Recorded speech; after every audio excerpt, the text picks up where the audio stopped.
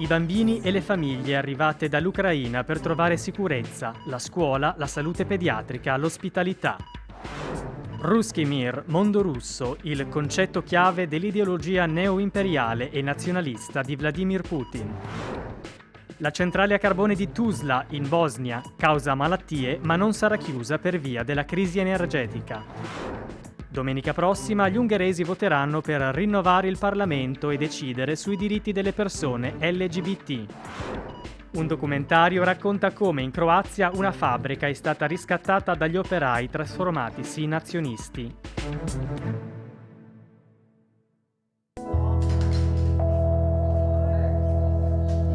Colombe della pace tutte colorate, c'è il rosso, il bianco e il verde, poi celeste e giallo. La bandiera ucraina e quella italiana sono praticamente intrecciate. Denso di significato il disegno che Sofia, a 8 anni, ha realizzato per noi partendo da un foglio bianco e completandolo mentre parlavamo con la sua mamma, Yulia, scappata con lei e il fratello da Kiev, assieme alle altre mamme e bimbi che incontriamo alla Casa Steffè della Fondazione Lucchetta Ota d'Angelo Rovatin, associazione che da 28 anni accoglie e assiste bambini malati provenienti da zone di guerra. Hanno diverse patologie, per lo più malattie renali e oncologiche. I bimbi, accolti qui come in altre case a Trieste, arrivati dopo 25-30 ore di bus con partenza da Leopoli. La mia casa è stata bombardata mentre noi eravamo dentro. Siamo dovuti correre fuori con il nostro bambino malato, Igor. E ci mostra le foto del marito rimasto in patria a combattere, le si illuminano gli occhi quando parla di lui Tatiana, psicologa, originaria di Kharkiv, una delle città più devastate dagli attacchi russi. Convinta che la guerra difficilmente finirà a breve è Yulia, mamma di Sofia e di Tima. 11 anni, lui gravemente malato. Prima della guerra con il marito avevano un negozio online di fiori. Ci mostra orgogliosa il suo vivaio. È tutto morto, racconta, non c'è acqua e fa freddo. E si domanda se un giorno potrà fare la stessa attività in Italia. La guerra non finirà presto. E mio figlio ha bisogno di cure specifiche e continue che dubito il mio paese bombardato potrà offrirgli. La mia Olga ha ricevuto diverse diagnosi e i medici stanno ancora valutando quali trattamenti adottare. L'Italia ha il clima giusto per i suoi problemi di salute. Starò qui. Quando il rientro nel paese d'origine non è possibile, è la stessa fondazione ad aiutare le famiglie ad inserirsi nel tessuto sociale italiano. Noi li aiutiamo con l'insegnamento della lingua, poi con l'inserimento a scuole, per i genitori un inserimento al lavoro, li aiutiamo a entrare nel tessuto della città e pian piano a rendersi indipendenti. Tutti questi bimbi sono seguiti dall'ospedale pediatrico Burlo di Trieste. Quelli ricoverati sono già stati inseriti nel progetto della scuola in ospedale, una realtà storica e ben consolidata con insegnanti dedicate, rapporto 1 ad 1. Stiamo cercando di fare un'attività di alfabetizzazione, nel senso di dare le prime impronte della lingua italiana attraverso il gioco, attività ludiche, non propriamente e solamente didattiche, insegnandogli le prime cose in modo che possano inserirsi nella società e cercare di avere una quotidianità migliore. Insegnare a bambini che provengono da una zona di guerra è sicuramente per lei un'esperienza nuova. E che cosa significa? Scoprire una grande affettività da parte di questi bambini nei confronti degli insegnanti che si approcciano a loro e soprattutto anche una grande gratitudine, questo sicuramente, anche da parte delle mamme. Natalia, mamma della piccola Eva, ipovedente di 5 anni, racconta di essere stata costretta a rifugiarsi nei sotterranei dell'ospedale per 5 giorni prima di poter fuggire in Italia. Affetta da gravi malformazioni Sofia, 6 anni, la mamma Caterina è una ragazza madre. Il marito l'ha abbandonata quando la bimba era in fasce. Non ha esitato un attimo a partire. Al Burlo ci si aspettano nuovi arrivi perché gli ospedali pediatrici stanno facendo rete per rispondere al meglio all'emergenza. Quando sono arrivati i bambini accompagnati dalle mamme c'è stata una partecipazione che è andata oltre, perché veramente tutto il personale ha partecipato con una empatia ed una disponibilità che ha commosso, devo essere sincera. In questo caso a finanziare le cure ci saranno fondi comunitari, ma non è sempre così e lo sanno bene l'Associazione Bambini del Danubio. Paghiamo il viaggio, vengono qua, troviamo l'alloggio, vitto, alloggio e paghiamo le cure mediche. Un trapianto può oscillare fra 60-80 mila euro, dove c'è un donatore compatibile in famiglia, oppure fra 80 e 100.000 euro dove non ci sono dei donatori compatibili in famiglia.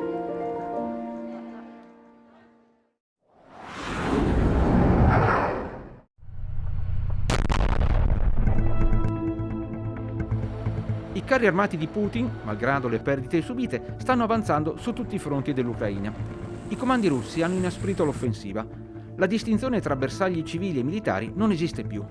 Vladimir Putin ha spiegato i suoi obiettivi neoimperiali parlando nello stadio di Mosca ad una folla di 80.000 sostenitori in occasione dell'anniversario dell'annessione della Crimea.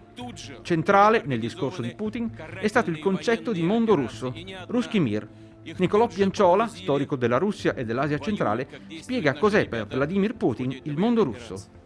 Il Ruskij Mir è l'idea secondo cui la diaspora russofona negli stati ex sovietici avrebbe una connessione privilegiata con la Russia che potenzialmente potrebbe essere anche politica. Fin dalla salita al potere di Putin, questo concetto è stato usato variamente per aumentare l'influenza della Russia negli stati ex sovietici, anche usando le connessioni ad esempio della Chiesa ortodossa russa, e a partire dalla crisi del 2014, cioè la prima invasione dell'Ucraina, anche se limitata, questo concetto di Ruskij Mir è stato spesso invocato come giustificazione della difesa dei russofoni da parte del potere russo. La politica imperiale del Cremlino ha investito l'Ucraina. La Bielorussia di Lukashenko è praticamente uno stato vassallo. Ma Putin vuole veramente ricreare un impero unendo Russia, Bielorussia e Ucraina? In questa ideologia c'è quest'idea che appunto fa parte del nazionalismo russo fin dall'Ottocento, secondo cui ucraini e bielorussi fanno parte del più grande popolo russo, dominato numericamente e come in quanto a potenza dai cosiddetti grandi russi. Sicuramente Putin ha già assoggettato la Bielorussia e sta cercando di conquistare e assoggettare l'Ucraina. Poi le forme istituzionali a questo assoggettamento, questa conquista prenderà. Non penso che si arriverà, che Putin vorrà arrivare a un'annessione pura e semplice, ma di fatto a una creazione di uno Stato controllato da Mosca e che comprenda anche in forma subordinata Bielorussia ed Ucraina. Gli stati ex sovietici dell'Asia centrale temono Putin? Tagikistan, Uzbekistan e Kazakistan come si pongono nei confronti di Mosca? Direi che lo teme solo il Kazakhstan, cioè il 18% si stima attualmente della popolazione del Kazakistan e si considera di etnia russa, e quindi la Russia potrebbe benissimo utilizzare questa presenza come una scusa per fare quello che ha fatto in Ucraina. In gennaio, durante la crisi in Kazakistan, Putin è intervenuto militarmente nel paese, ma poi ha ritirato i suoi paracadutisti. Perché il governo del Kazakhstan è un governo alleato sostanzialmente della Russia, che non c'è un'evoluzione del Kazakhstan in un senso di democratizzazione. Questo progetto egemonico di Putin sul territorio ex sovietico non si declina in tutte le zone nello stesso modo, quindi io francamente non credo che sia probabile che Putin invada il Kazakhstan, perché il Kazakhstan è comunque nella sua sfera di influenza ormai. Putin, per aiutare il suo alleato Tokayev in Kazakistan, ha usato l'Organizzazione del Trattato di Sicurezza Collettiva CSTO, di cui, oltre alla Russia, fanno parte anche 5 repubbliche ex sovietiche: Armenia, Bielorussia, Kazakistan, Kirghizistan e Tagikistan. Stati impiegati ora per aggirare le sanzioni occidentali con lo strumento delle triangolazioni commerciali.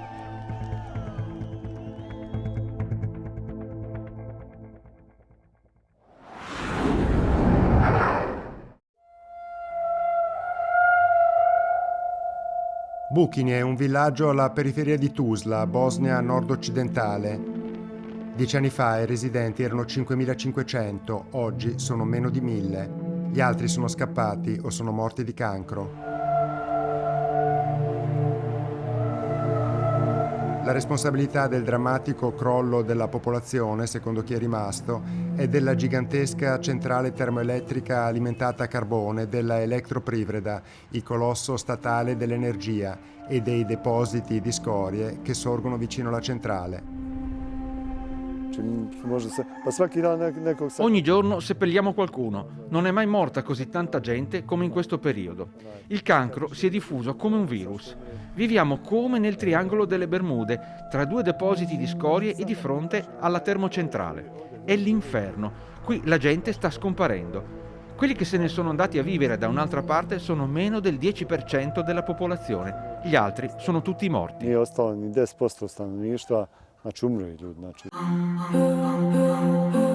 Il centro di Tuzla, la terza città del paese, dista solo 5 km da Buchyně e dalla termocentrale. Uno studio della locale facoltà di medicina indica una relazione diretta fra le scorie, il fumo della termocentrale e l'alto tasso di incidenza di cancro ai polmoni e di altre malattie croniche registrate nella zona.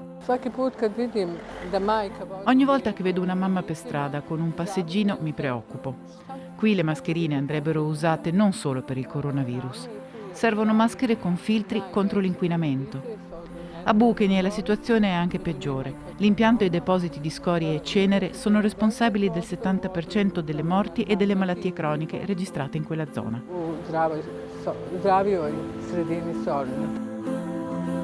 La direzione della termocentrale però nega che ci sia una relazione diretta fra morti e inquinamento. Test condotti regolarmente mostrano che le particelle inquinanti in atmosfera e nell'acqua restano all'interno dei limiti consentiti, dichiara il direttore della centrale, Izet Jananovic.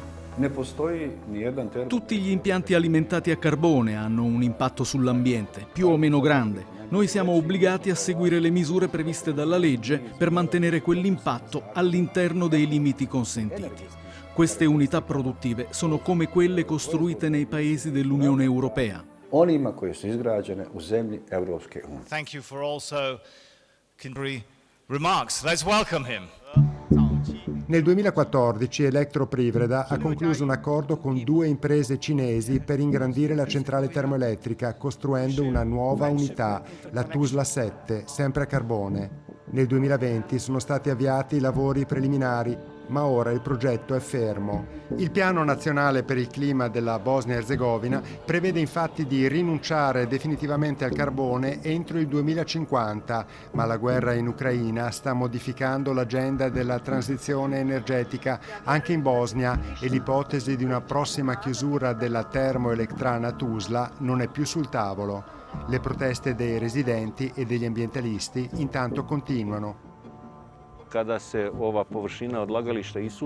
Quando la discarica si secca, la polvere si alza e arriva fino a Tuzla, per non parlare degli insediamenti vicino alla centrale. Sono obbligati a mantenere la superficie della discarica bagnata così che la polvere non si alzi, ma il sistema dei controlli ambientali non è efficace. E quando parlo di controlli ambientali parlo di vite umane, perché questi depositi di scorie sono stati messi tra le case dove la gente vive da sempre.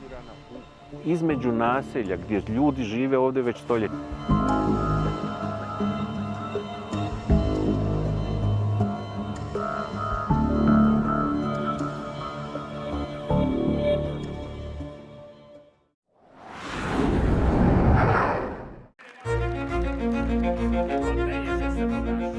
Quando il 3 aprile gli ungheresi saranno chiamati alle urne per rinnovare il Parlamento, potranno esprimersi sul referendum sulla controversa legge voluta dalla maggioranza guidata dal premier Viktor Orban sulla protezione dei minori dalla pedofilia, una norma che bandisce il tema dell'omosessualità e della transessualità da scuola e TV.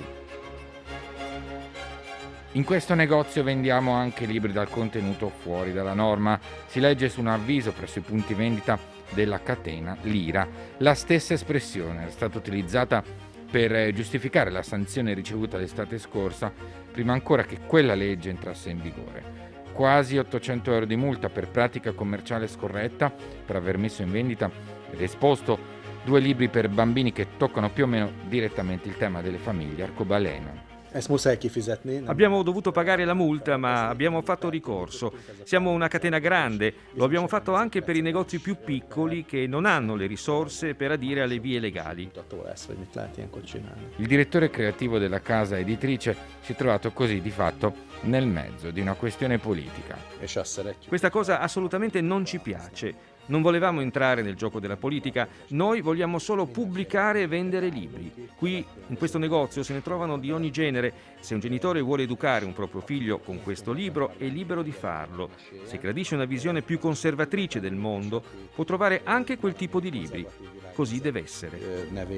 La legge per la protezione dei minori prevede anche una serie di restrizioni ulteriori. In una zona entro i 200 metri da scuole o chiese non si possono vendere libri che rendono esplicita l'omosessualità o la sessualità fine a se stessa.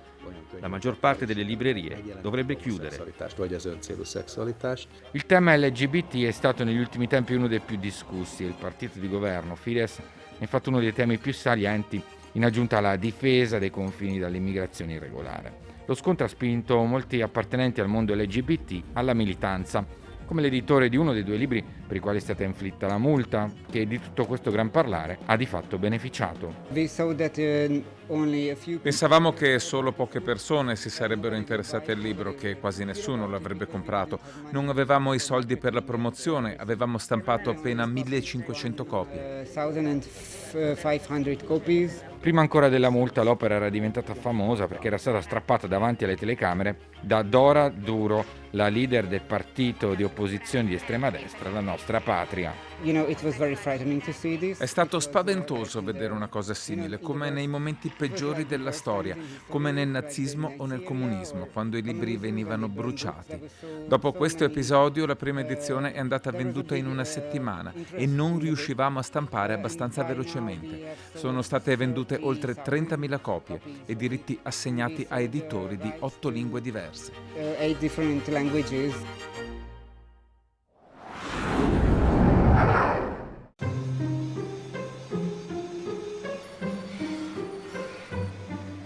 I sogni della classe operaia, la pensione, un lavoro dignitoso, ma anche la possibilità di decidere il proprio destino. Questo racconta Tvornica Radnicima, La fabbrica ai lavoratori, documentario firmato da Srđan Kovačević. Il regista, con la sua telecamera, ha documentato con più di 10 anni di riprese come la Itas di Ivanec, una fabbrica del nord-ovest della Croazia, viene gestita dagli operai che sono anche proprietari, azionisti dello stabilimento. La fabbrica ai lavoratori è una specie di analisi dell'azionariato operaio in Croazia. È un tentativo per capire se l'azionariato operaio è economicamente sostenibile e se questo è un modello in cui oggi si possono garantire sia gli stipendi sia la dignità dei lavoratori. La Itas ai tempi del socialismo occupava 1000 lavoratori, poi con la democrazia la proprietà statale fu rilevata da fondi speculativi. Nel 2005 lo stabilimento stava per essere chiuso. Gli operai occuparono la fabbrica e ottennero dal giudice fallimentare la proprietà dello stabilimento. I lavoratori divennero azionisti. Ma gli operai della Itas ci credono veramente in questo azionariato operaio? Credo che una parte di loro ci crede veramente, un gruppo è scettico, moltissimi poi ancora oggi non hanno capito cos'è l'azionariato operaio. In Croazia l'azionariato operaio è nato negli anni 90, ma era pensato per favorire il passaggio delle proprietà pubbliche in mano agli imprenditori legati al potere. L'azionariato operaio può essere anche una trappola per i lavoratori. Se ci credono o meno dipende da quanto sono stati educati a capire i meccanismi di una società per azioni. Drago, nemoj biti isključiv. Nisam ja isključiv ako je neko za razgovor i toga sam bil ja. Contraddizioni messe in luce dal documentario, il conflitto tra gli operai azionisti e il manager a cui hanno affidato l'azienda, il fatto che gli operai più giovani chiedono solo lo stipendio e in parallelo i pensionati che non riescono a rivendere le proprie quote ai nuovi assunti. Gli operai agiscono da soli, non sono mai supportati dai sindacati. Periferiji Europe è zapravo situacija malo drugačija. Qui, nella periferia europea, la situazione è differente dal punto di vista politico ed economico da quello che succede all'ovest. Il potere, l'ideologia pubblica, le leggi, ma anche l'efficacia della magistratura sono differenti. Non possiamo paragonare l'azione del sindacato nell'Europa occidentale a quanto succede da noi in Croazia o in Serbia o in Bosnia ed Erzegovina. In questi paesi i sindacalisti non sono tutelati. Per la loro attività rischiano il posto o comunque rappresaglie dai datori di lavoro e per questo solo pochissime persone hanno il coraggio di esporsi e opporsi ai datori di lavoro, al potere e al capitale.